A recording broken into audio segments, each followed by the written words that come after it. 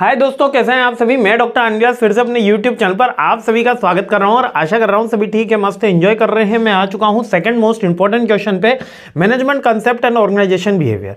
Already जो आप सबने अभी तक हमको फर्स्ट वीडियो में प्यार दिया है उसके लिए बहुत बहुत धन्यवाद। और आपकी जो डिमांड्स आ गई हैं उन सब के लिए भी सारी चीज़ें नोट डाउन हो गई हैं, भले वो डिज़ाइन थिंकिंग वाला पेपर हो या दूसरी भी फाइनेंशियल अकाउंटिंग वाला पेपर। फिर भी अगर किसी को कोई डिमांड रह रही है तो फील फ्री टू कमेंट, कोई क्वेश्चन कोई क्वेरी। अब इस वीडियो से मैं थोड़ी सी स्पीड अपलिफ्ट कर दूंगा। अब आपको थोड़ा सा फास्ट देखना होगा, थोड़ा सा अपन ने इसके रिवीजन वीडियो के बाद यहां पर आएंगे तो काफी ज्यादा चीजें इजी हो जाएंगी।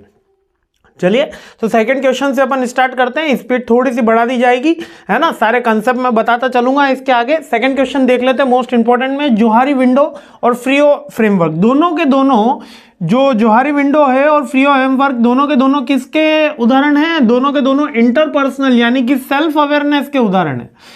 सेल्फ, यहां पर जोहारी विंडो, मेरे को कह रहा हूं जोहारी जोहरी, है ना, अलग अलग नाम है इसके, है ना। जोहारी जोहरी अलग अलग प्रोनाउंसिएशन है। ये हर किसी को करना चाहिए। ये होता क्या है बेसिकली, यदि मुझे खुद का खुद से मिलन, नरेंद्र मोदी साहब कहते हैं खुद का खुद से मिलन करना चाहिए, यानी खुद को खुद से पहचानना चाहिए। मैं हमेशा कहता हूं कि पूरे दिन भर में कम से कम 5 मिनट तो खुद के लिए निकालिए और सोचिए कि आप कौन हैं, आप क्या कर रहे हैं और आप जीवन में क्या करना चाहते हैं, और उसको अचीव करने के लिए आज पूरे दिन भर में आपने क्या करा।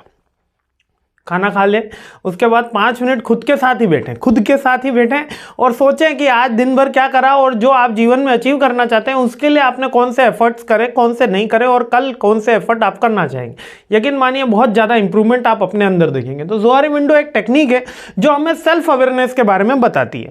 ये बेसिकली एक मैट्रिक्स है जो हमें बताती है। ये ऑलरेडी मैट्रिक्स अपन एक्सप्लेन कर चुके हैं, अभी मैं बहुत सिंपल वे में इसको एक्सप्लेन करता हूँ। देखो यहाँ पर कुछ एरिया बताया गया। एक वो एरिया है जो हमको पता है और एक वो एरिया है जो हमको नहीं पता है। जो एरिया हमको पता है, नॉन टू सेल्फ और नॉन टू अदर्स, यानी कि हमको पता है और दूसरों को भी पता है, और हमको पता है और दूसरों को नहीं पता।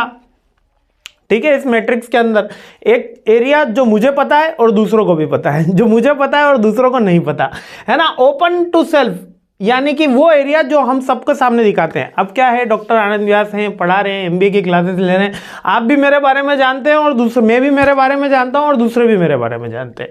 तो ये नॉन टू सेल्फ हुआ, नॉन टू अदर्स हुआ। क्लियर हुआ। ये अपन जो टेक्निक है जोहारी विंडो, ये बेसिकली अपनी सेल्फ अवेयरनेस के बारे में टेक्निक है, यानी कि खुद का खुद से मिलन की कौन कौन सी चीजें मेरे बारे में पता होनी चाहिए। तो ये ओपन हो गया। सेकेंड, ऐसी इंफॉर्मेशन जो दूसरों को नहीं पता लेकिन खुद को पता है, ये हमारे हिडन थिंग्स हो गई।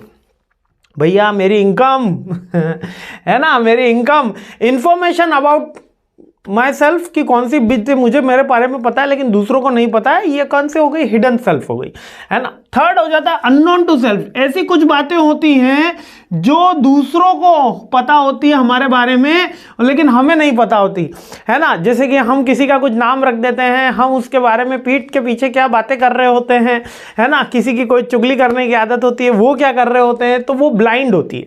मीन्स कि बहुत अच्छा व्यक्ति है, बहुत खराब व्यक्ति है, बहुत चिड़चिड़ा व्यक्ति है, बहुत खराब, अच्छा गुस्सा वाला इंसान है, बहुत मतलबी इंसान है ना। अच्छी बातें तो बहुत ही कम होती है, किसी के पीठ के पीछे बुरी बातें ज़्यादा होती है ना। क्योंकि पर निंदा परम सुगम, पर निंदा परम सुगम, ये है शाश्वत सत्य है। मानो तो ठीक है, नहीं मानो तो बात तो चल ही रही है। किसी की भी निंदा करने में बड़ा सुख मिलता है आजकल को। ठीक है, तो ब्लाइंड सेल्फ, ये वो बातें हैं जो मुझे मेरे बारे में नहीं पता लेकिन दूसरों को मेरे बारे में ऑब्जर्वेशन से पता चलती है। ये यूजुअली सबसे इसमें जो ऑनेस्ट रिव्यू आपको दे सकता है वो आपके पेरेंट्स दे सकते हैं, जो आपको वो बातें भी बता सकते हैं जो आपको नहीं पता है। मेरा राजा बेटा, मेरी रानी गुड़िया सबसे बढ़िया, लेकिन आप जो स्थिति में जाओगे तो आपको पता चलेगी कि अरे अपना ऐसा नहीं है। और एक वो एरिया होता है जो हमें भी नहीं पता और दूसरों को भी नहीं पता, जिसकी खोज हम पे लगी रहते हैं, अननोन सेल्फ।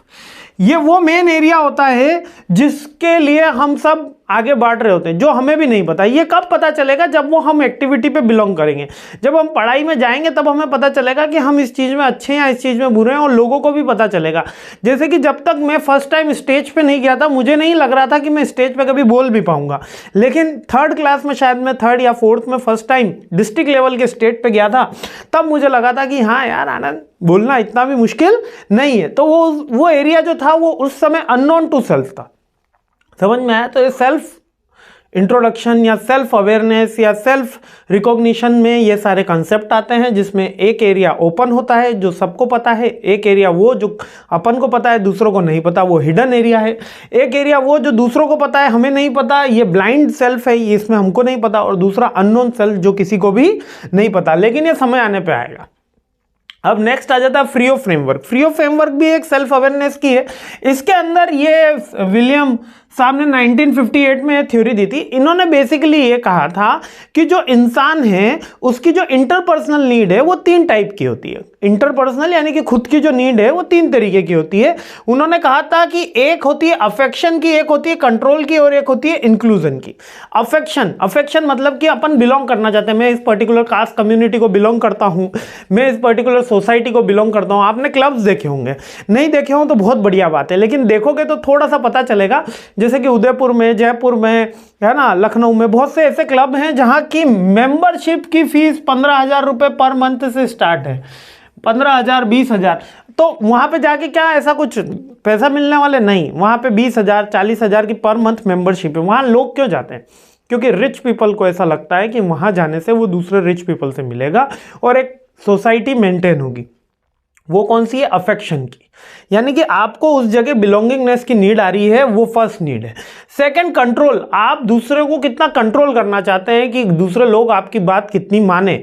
और थर्ड है इंक्लूजन, समावेशित, यानी कि वो आपको अपना कितना समझें, वो आपको कितना रिकॉग्नाइज करें, वो आपका इंक्लूजन की नीड है। ये 3 तरीके की इंटरपर्सनल नीड इन विलियम साहब ने बताई। इसका नीड का यूज करके हम मोटिवेशन या फीडबैक में अपन ले सकते हैं इसका, कि भाई अगर मेरे को किसी ग्रुप का फीडबैक लेना है तो इन फ्री ऑफ फ्रेमवर्क का मैं यूज करता हूं।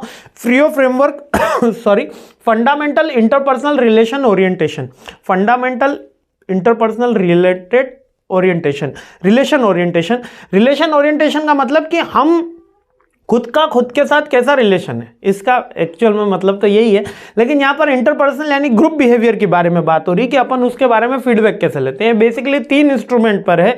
पहला है इंक्लूजन का मतलब क्या है कि people in their life how attention, contact and recognise, मतलब कि आप उनको कितना, मतलब सामान्य भाषा में कितना भाव दे रहे हो, है ना, कितना वो लोग आपको रिकॉग्नाइज कर रहे हैं, कितना वो लोग आपको अप्रिशिएट कर रहे हैं, कितना वो लोग आपके साथ जुड़ना चाहते हैं, वो इंक्लूजन की एक्टिविटी है। कंट्रोल की एक्टिविटी, आप लोगों को कितना कंट्रोल कर पा रहे हैं या लोग आपको कितना कंट्रोल कर पा रहे हैं, ये सेकेंड पॉइंट है। और अफेक्शन यानी कि आप बिलोंगिंगनेस, वो आपसे कितना अफेक्टेड हैं, आपके कहने पे कितनी बातें होंगी, कितना कंफर्टेबल आप उनके साथ रहेंगे, कितना कंफर्टेबल नहीं रहेंगे। लाइक 2 वेजिटेरियन साथ में बैठे हों और अगर तीसरा कोई नॉन वेजिटेरियन आ जाए तो ये यूजुअली हैजल हो जाएगा। क्यों? क्योंकि अफेक्शन नहीं। 2 नॉन वेजिटेरियन बैठे हों और तीसरा कोई वेजिटेरियन आ जाए तो उनको भी अच्छा नहीं लगेगा। तो और या एक वेजिटेरियन एक नॉन वेजिटेरियन बैठा हो तो भी हैजल हो जाएगा। तो यहाँ पर अफेक्शन 2 सेम कैटेगरी में होंगे, है ना।